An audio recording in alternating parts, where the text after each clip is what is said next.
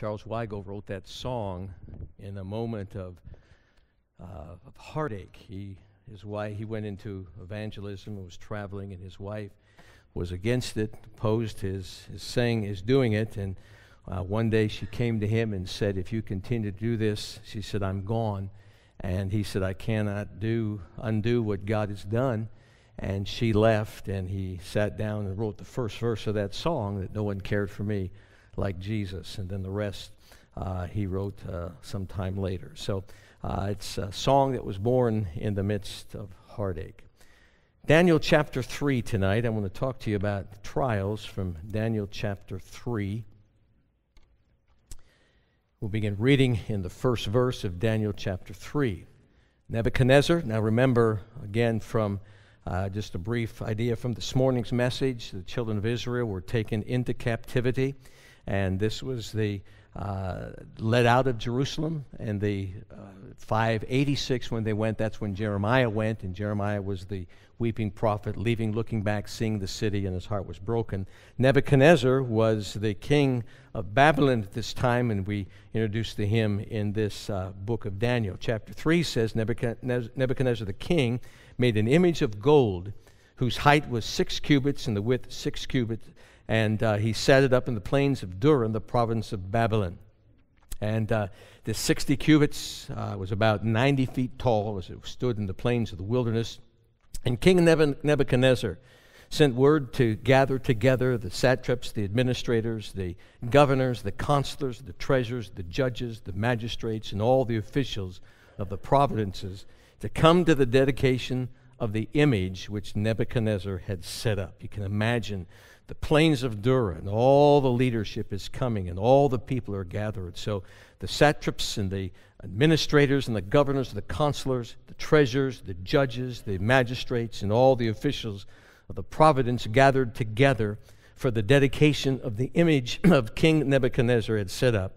And they stood before the image that Nebuchadnezzar had set up. Then they heard, then a herald cried aloud, "To you it is commanded, O peoples, nations, languages," the throngs of people that were there, "that at the time you hear the sound of the horn, the flute, the harp, the lyre, the psaltery, and the symphony of all kinds of music, you shall fall down and worship the gold image that King Nebuchadnezzar has set up. And whoever does not fall down and worship shall be cast immediately into the midst of the burning fiery furnace." So at that time, when all the people heard the sound of the horn and the flute and the harp, the lyre, in symphony with all kinds of music, and all the people, the nations and languages fell down and worshiped the gold image which King Nebuchadnezzar had set up. Therefore at that time certain Chaldeans came forward and accused the Jews. They spoke and said to King Nebuchadnezzar, "O king, live forever. You, O king, have made a decree that everyone who hears the sound of the horn and the flute and the harp and the lyre and the psaltery and is in symphony with all kinds of music shall fall down and worship the gold image. Whoever does not fall down and worship shall be cast in the midst of the burning fiery furnace. There are certain Jews whom you've set before and over the affairs of the province of Babylon, Shadrach, Meshach, and Abednego. These men, O king, have not paid due regard to you. They do not serve your gods or worship the gold image which you've set up." Now we're introduced to Shadrach, Meshach, and Abednego back in the first chapter. They were three men, along with Daniel and several others, that were brought into Babylon, and they were of royal blood, and they had been set aside to eat of the king's meat.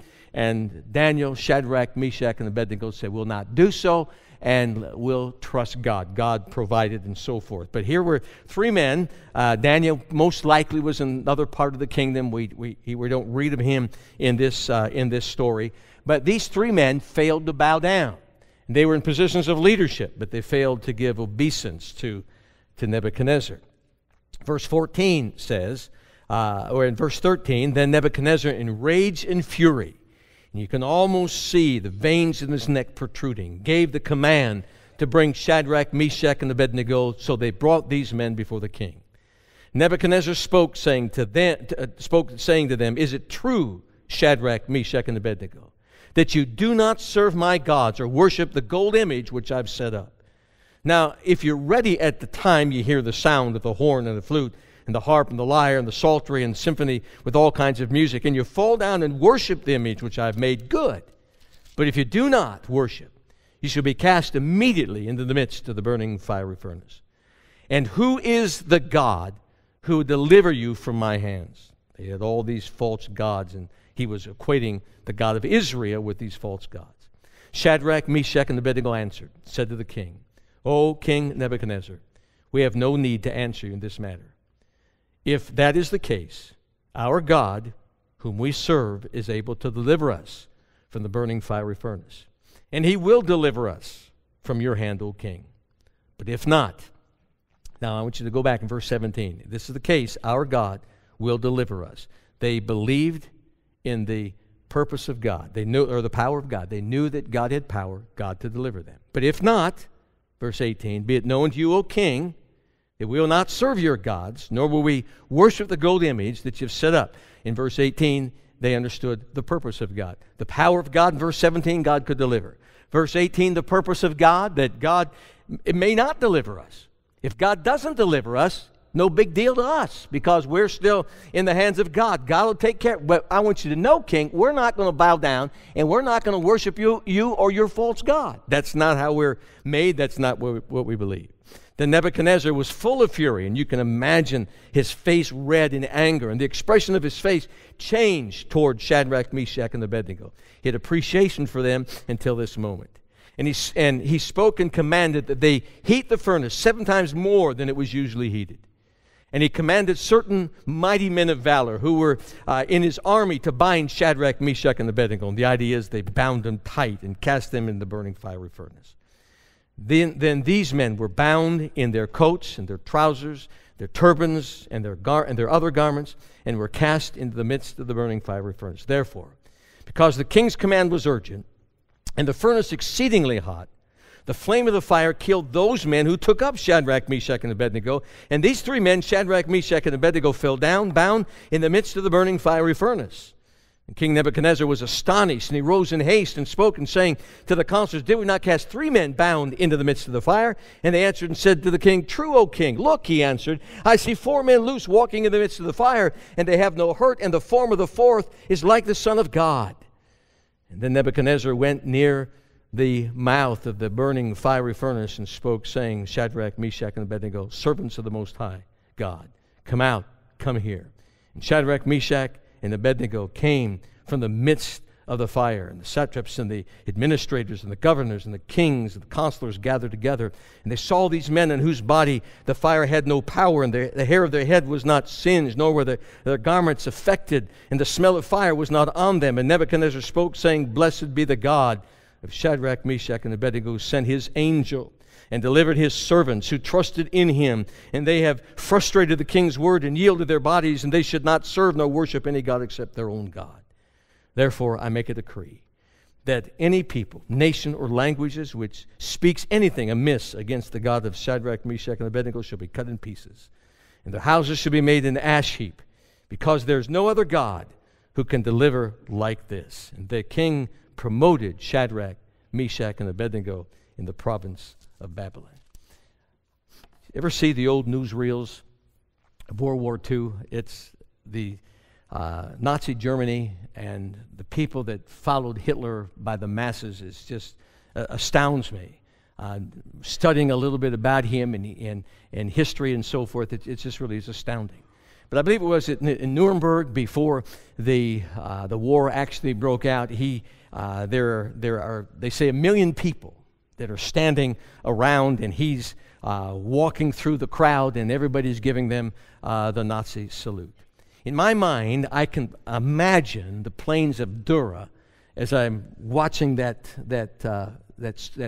picture on the television and seeing about those masses with Hitler. I mean, there had to be hundreds of thousands of people as they all gathered together. And here's this shining image that stood in the plains of Dura. It was 90 feet high. So stood, and you can just see the sun that's glistening off that. And it's a big celebration day. The orchestra is playing, and you hear all kinds of music, and it talks about the symphony that is gathered together, the sound, and then all of a sudden, I mean, you hear that music, you see the sight, and all of a sudden the music stops, and the people with one great thud hit the ground. Can you begin to imagine what that must have sounded like? Except there were three people, probably near the front because of their positions, Shadrach, Meshach, and Abednego, that didn't bow. Imagine, go back to that Hitler scene. He's walking down, and there are 1 million people that are standing there, and there's the soldiers, and there are people that are, and they're ranged in order, and Hitler's making his way to the platform. And can you imagine everybody giving the Nazi salute except 3 people sitting in the front row? What kind of stir would that have been? What would those people have thought as they would refuse to give the salute to Hitler? It gives you a little idea of what it must have been like when these 3 men refused to bow down to the false god in the plains of Dura. Because they believed in God. They believed what they had been taught in Jerusalem before they were taken into captivity. They believed what Daniel had done in the first chapter, and Daniel interpreting the dreams in the second chapter. I mean, they believed that. They understood that. And they had faith. They had faith to believe God, and faith was the key to biblical Christianity. We think we have strong faith, then something happens in our life. Something that can be catastrophic, maybe not even that great, but something that sets us back a little bit, and we doubt. And then we get on the other side of that, and then we sit back and wonder why we crumbled as we did.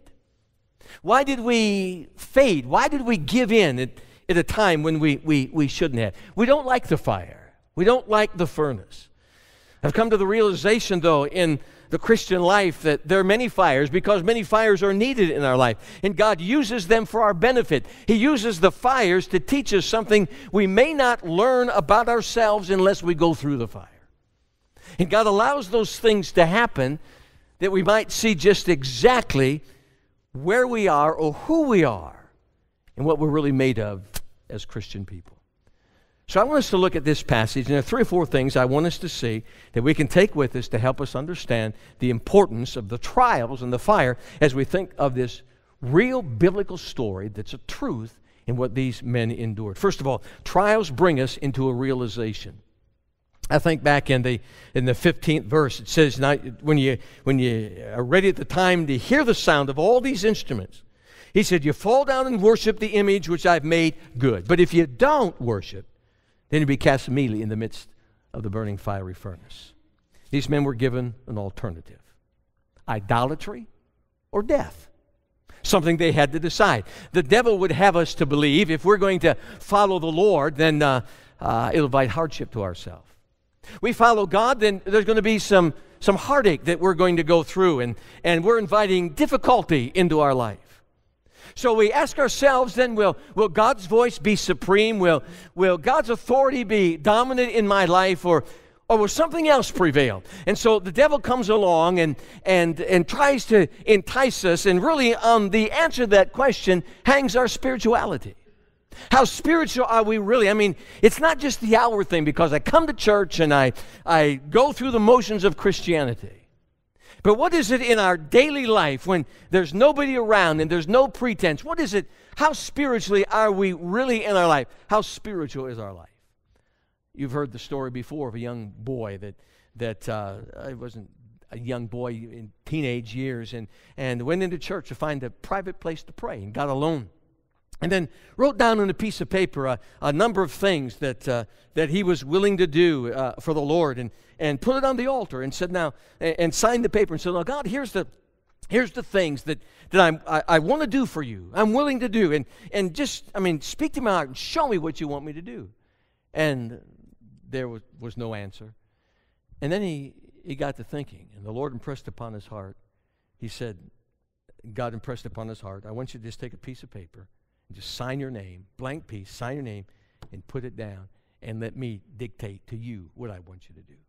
And and that man went on 36 years of the mission field and honored God in his life. But we think about our lives, and we think about what we want. We kind of set it out, Lord, this, you know, I'll do this, and I think I can do this. I'm not so sure about this. And we limit God. And God said, I don't want you to tell me what you want to do. He said, you give me the blank piece of paper, and then I'll show you what I want you to do. And that's what true obedience is. Signing our name on the blank sheet and letting God lead us the rest of our lives.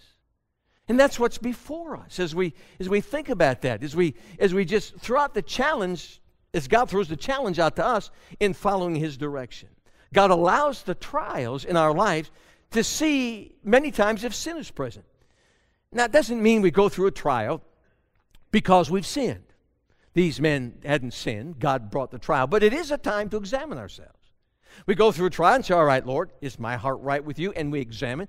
And we ought to do that. And we all do that in our lives constantly. But we look at some of the trials that come. Is there a reason for this that I can understand? It's easy sometimes to hide sin from view at certain times in our life because of various things that are going on.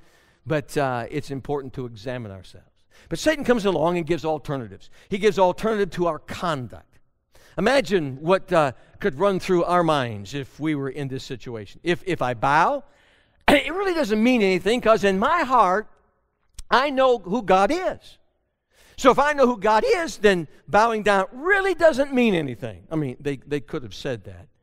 Or, we are earthly subjects of a king, and this is what the king has declared and what he wants us to do. So therefore, we need to do that because we need to be in submission to those that are in authority. Or he has raised us to honor him, and if we don't honor him even at a crisis like this, then really, how thankful are we? Or if we bow down, it will preserve peace, and we don't have to worry about the struggles that will come about. Or it's only one act, it's only one time deal, it doesn't really mean anything. I mean, those excuses they could have used, and there have people that have used those in days gone by in countries where it cost them their lives to follow Christ, especially during the Inquisition. But they stood firm in what they believed, many of them, and gave their lives for the cause of Christ. Then there can be an alternative in principle. Turn with me to Mark and the 6th chapter. Outward acts reveal inward conviction. What we do reveals exactly who we are. Now, Mark chapter 6, there's the feeding of the 5,000.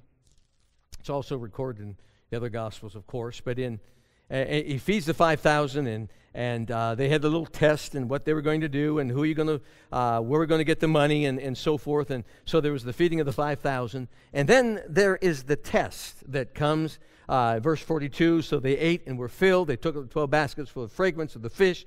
Now those who had eaten the loaves were about 5,000. Immediately, just after feeding of the 5,000, immediately he made his disciples get into the boat and go before him to the other side of Bethsaida while he sent the multitude away. So they immediately got into the boat. He was going to test them. When he had sent them away, he departed the mountain to pray. The evening came, the boat was in the middle of the sea. He was alone on the land. And he saw them straining at the rowing. The wind was against them. Now about the 4th watch of the night, he came them walking in the sea, and he would pass by them. And that was the test, and they were failing it. And when they saw him walking in water, they supposed it was a ghost, and they cried out, for they all saw him and were troubled. Now, Jesus had just fed the 5,000. The disciples were with him. And it's interesting. But you go through some of the Gospels, and I think it's 3, maybe 4 occasions, but 3 that I can think of, that Jesus does something and a miracle. The disciples are there, and then immediately they get into the boat. So when you read that, when they immediately get into the boat, it's good to read before that to see what the test was, what the miracle was. And then he gets into the boat, and there's a test. So here was a miracle. It fed the 5,000, and God did a wonderful thing, and everybody was fed. And immediately they got into the boat, and they went out. Jesus is on the shore praying, and they're in the midst of the Sea of Galilee. And it's interesting.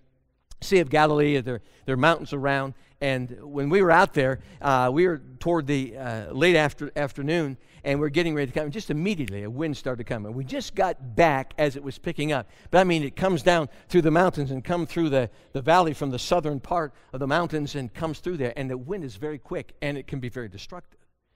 And that's what these disciples had experienced. So the wind was blowing, and Jesus walked, and they were afraid, and they cried out in fear. Now, Jesus had just performed a miracle, and they had a test, and they failed the test. So sometimes Satan comes along, and he will give us alternatives to our principles. Do we really believe what we say we believe? So trials bring us into a realization. Second thing I want you to see, it's most difficult not to sin when we're in the fire. In verse 15, he gives them a choice. Bow down, it's good. If you don't, you're going into the fire. The king thought, I'll just dangle the fire over them, and they'll capitulate, they'll give in, there'll not be a problem. That's not what happened. I think of Job. You think of Job's trials, and there was no sin. Job had not done wrong and lost his possessions, eventually lost his 10 children. And it was a struggle in Job's life. And Job 1:22 says this, in all this, Job sinned not, nor charged God foolishly. In other words, he didn't blame God. He didn't say, God, why did you do this? It's all your fault. I wish I could say, after 45 years of pastoring, that I've never heard anybody blame God for anything, but I can't. People that have loved the Lord in the time of heartache and loss have sat in my office or in my company as I sat in their home and said, God let me down. I blame God for what happened. Not Job. He did not charge God foolishly. In the series of events that Job endured in the first chapter, it was an attack against him serving the Lord. God said, consider my servant Job. Now, think about how holy Job must have been for God to say, have you thought about this guy? I mean, this guy's pretty good. And then it opened the floodgates. That's our battle sometimes, charging God foolishly. How many times do things happen in to our life? And we may not say, God, it's your fault, but we'll say, that's not fair. Or we'll think, how come it happened to me and not to them? I'm trying to serve the Lord, and I mean, it doesn't even have to be to another Christian. We can pick out an unsaved person. How come they get by and I don't? I struggle with this, or I have a problem, or my family's struggling, and how come? And we have a tendency in that way to blame the Lord. Sometimes the very thing that we need is what we lack, and we don't even know it. And that's not revealed to us until we're in the midst of the fire. And that's where faith is revealed. I think of Abraham and Sarah, for an example. In Genesis chapter 12, when they were coming down to Egypt, Abraham failed and said, Sarah's a beautiful woman. And he said to her, they're going to kill me and take it, but just tell me you're my sister. Now, I mean, you get in the whole thing about Abraham even coming up with that, but nonetheless, that's what he did. And he failed. God came to the rescue. Chapter 20, the exact same thing happens. He does it a second time. And Abraham could very likely have thought after the first time, I've gotten victory. I've been victorious in this the first time, and we can get pretty proud in our victory. But God allows us to get into the fire again because Abraham really didn't have victory. He was just removed from the circumstance. And sometimes we can get pretty snug in where we are in our spiritual life because we think I've gotten victory over something when we didn't, and God just removed us from the circumstance, or it would have destroyed us. But He's removed us from the circumstance, and then sometimes He'll allow us to have that, face that again. Are we really victorious in it? It's most difficult not to sin when we're in the fire. And thirdly, the secret of standing firm is the strength of God. Back in Daniel chapter 3, verse 17, if this is the case, our God whom we serve is able to deliver us from the burning fiery furnace, and He will deliver us from your hand, O king. But if not, let it be known to you, O king, that we do not serve your gods, nor will we worship the gold image that you have set up. Too often, we try to stand by ourselves. These three men were young.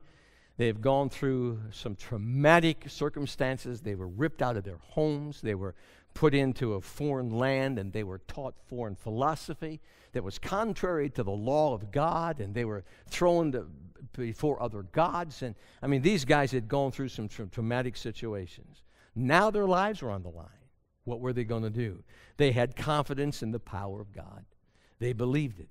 You know, it's easy for us to say our God is faithful and have confidence in who God is when everything's going fine.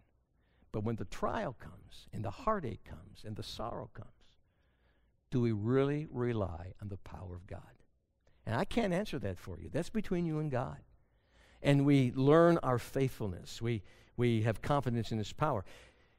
To do so, there needs to be a perseverance. These men persevered. They said, we're not going to give in. We're going to stand true. I think of the trials of the faith that Paul dealt with in Acts chapter 20, verse 24. He said, but none of these things move me, neither count I my life dear unto myself, so that I may finish my course with joy and the ministry which I've received of the Lord Jesus Christ to testify the gospel of the grace of God. He didn't count his life dear to himself so that he could finish the course with joy. And then there's a consciousness of being under God's eye.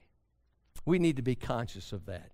Our children were small, as I'm sure with you, that you had a constant eye. I mean, when they were babies, you heard a cry. Today, we didn't have them when our kids were small, but today they have those squawk boxes they put into the crib, and they got into the parents' room, and I mean, the middle of the night, parents hear something. They're on their way to the doctor. That's another story. These young couples take their kids to the doctors all the time for every little thing. Did you ever do that? I mean, if they broke an arm, maybe, you know. But other than that, we didn't do that. But anyway, that's another story.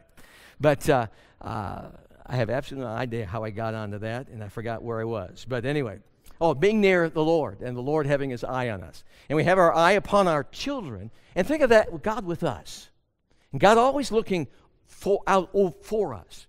He's bringing us along and guiding us and leading us in our life. They had confidence in the purpose of God. I mentioned that earlier, but in Isaiah, in chapter 14, in verse 24 through 27, let me read it to you. The Lord of hosts has sworn, saying, surely as I have thought, so it shall come to pass. As I have purposed, so it shall stand. That I will break the Assyrians in my land, and on my mountains tread him underfoot. Then his yoke shall be removed from them, and his burden removed from their shoulders. This is the purpose that I had purposed against the whole earth. And this is the hand that is stretched out over all the nations, for the Lord of hosts has purposed, and who will annul it?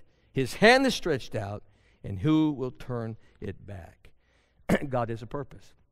I think of the nation. I mean, did you catch that? My mountains, my land hasn't changed. It's still God's mountain, God's land. I think there's a purpose with the nation of Israel. God has a purpose in what He does. Now, think about this with the children of Israel. Let me touch on a couple other things, and we'll be done. Nebuchadnezzar said, die, and God said, live. And look at the trials they went through. Then look at verse 21.